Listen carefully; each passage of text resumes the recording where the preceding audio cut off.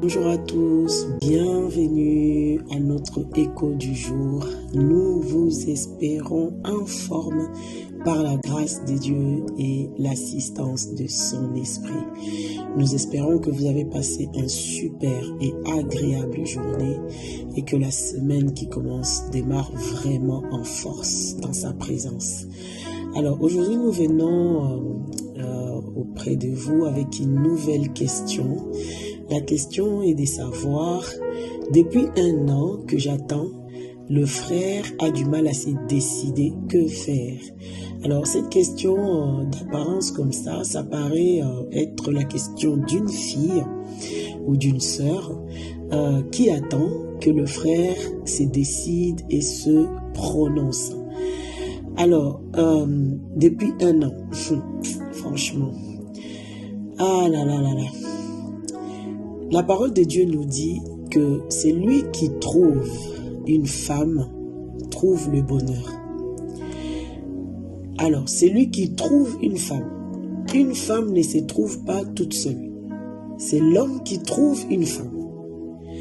Dans cette question, quand on lit attentivement, on se rend compte que c'est la sœur qui a trouvé le frère.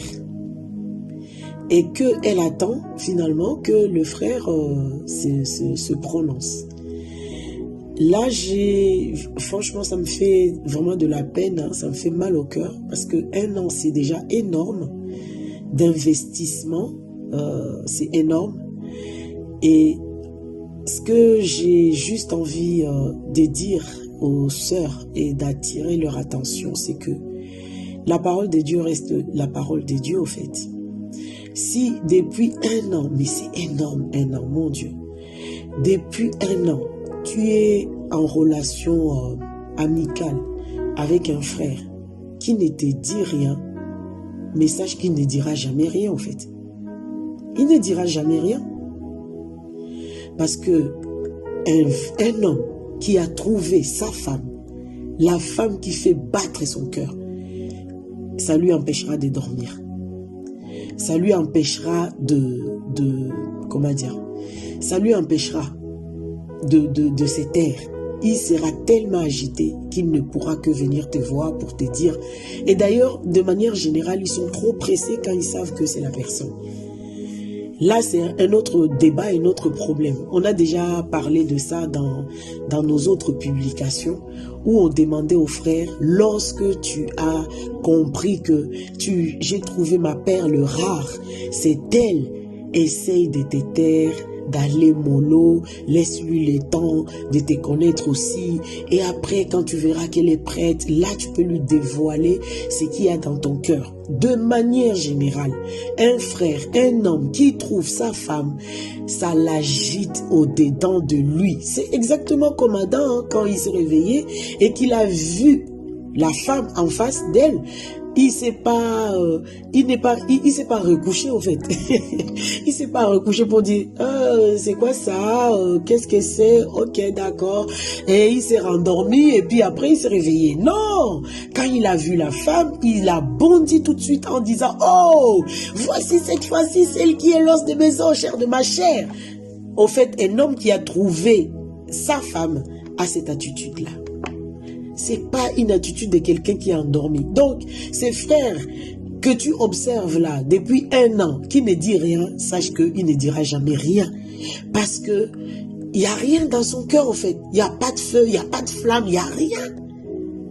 Sauf, à force d'attendre comme ça, tu te mets en danger. Tu risques de devenir manipulatrice. Tu risques de foncer. Tu risques de provoquer les choses. Tu risques de... Non, c'est pas bon. C'est pas bon. Si un homme ne t'a pas trouvé, ne provoque rien. Tu risques de le regretter. On a eu des couples qui se sont formés comme ça, où l'homme avait soi-disant l'impression de dormir et que la femme a donné un coup de pouce pour les réveiller, pour l'aider, pour lui faire comprendre que oh là là, je suis là, tu comprends. Bah, l'homme est visuel, hein, et puis quand on lui offre sur le plateau, des fois, s'il est un peu paresseux, ou que voilà, il prend. Mais une fois dans le couple, dans le mariage, c'est là que le problème commence. Et je suis sûre, ma sœur, que tu voudras jamais que l'homme avec qui tu partages la vie puisse te dire « Je ne t'ai jamais choisi. Je ne t'ai jamais trouvé.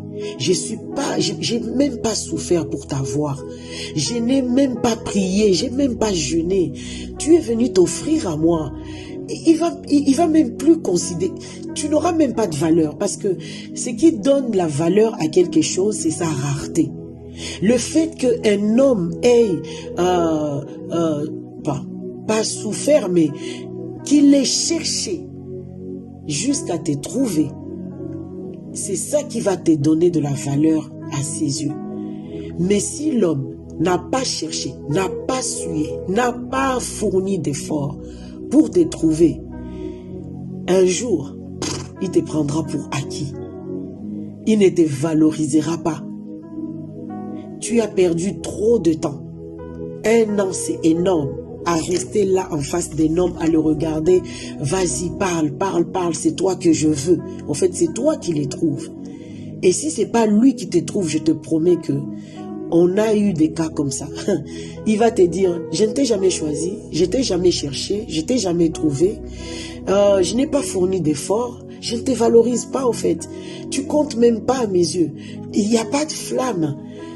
Il te prendra dans un premier temps parce que l'homme est un chasseur et en plus si tu es belle de figure et puis tu fais bouteille Coca-Cola, je ne sais pas quoi, mais il va se faire plaisir. Mais ces plaisirs-là, dis-toi que ça va s'arrêter. Une fois le plaisir arrêté, il est assouvi. C'est fini, le projet est fini. Il t'a pris juste pour assouvir le besoin ou après c'est fini. Il va te jeter aussi sec qu'un Kleenex. Et là, tu vas pas comprendre. Tu vas arriver au bout de... Il n'y a plus rien. Et il va te regarder. Mais non, tu me dis rien. Je t'ai jamais cherché, en fait. Les principes bibliques sont des fondements inébranlables que tu ne peux pas déplacer. Si la Bible dit qu'un homme trouve sa femme, tu ne peux pas venir changer ça.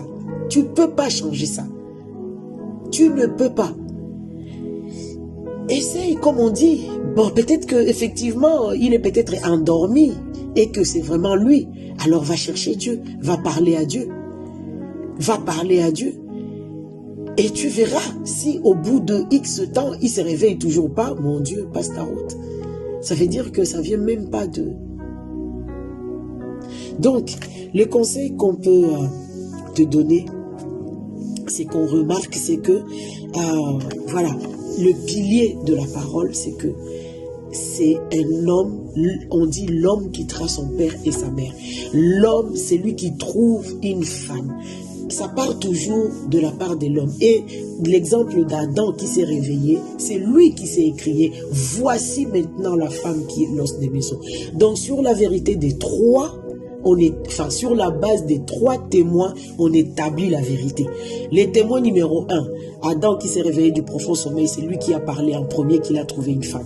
Témoin numéro 2, livre de Proverbes, c'est lui qui trouve une femme, trouve le bonheur. Témoin numéro 3, livre de Genèse, l'homme quittera son père et sa mère et s'attachera à sa femme. C'est l'homme qui vient s'attacher à toi. Donc sur la base des 3 témoins, on établit la vérité. Nous pensons que c'est l'homme qui trouve une femme. C'est pas la femme qui reste là postée à provoquer des choses pour que l'homme puisse le remarquer. Tu risques de le regretter. Ça sert à rien. Sache une chose, on l'a dit, on le redit encore. Si tu as l'aspiration de te marier, reste calme, reste tranquille. C'est pas toi qui as mis cette aspiration dans ton cœur. C'est le Seigneur qui t'a créé, lui-même qui l'a mis. Et sache que tant qu'il y aura cette aspiration dans ton cœur pour le mariage, tu te marieras. Alors oriente ta prière dans cette direction-là, plutôt dans l'action des grâces pour dire merci Seigneur parce que dans moi, tu as mis l'aspiration de me marier. Je te bénis pour ces jours qui certainement tu es en train de le préparer et qui va arriver. Et entre-temps, prépare-toi dans ta vie de célibataire à ces jours-là, sans te focaliser non plus à mettre toute ton énergie dedans. continue ta route. Et sur ta route, en faisant, en travaillant, Ruth a été trouvée par Boaz dans le champ. On te trouvera certainement sur le terrain. Donc que le Seigneur vous bénisse tous et que vraiment la paix, le shalom de Dieu qui surpasse toute intelligence puisse garder ton cœur, jeune fille, dans le calme et dans le repos, dans le nom de Jésus. Amen.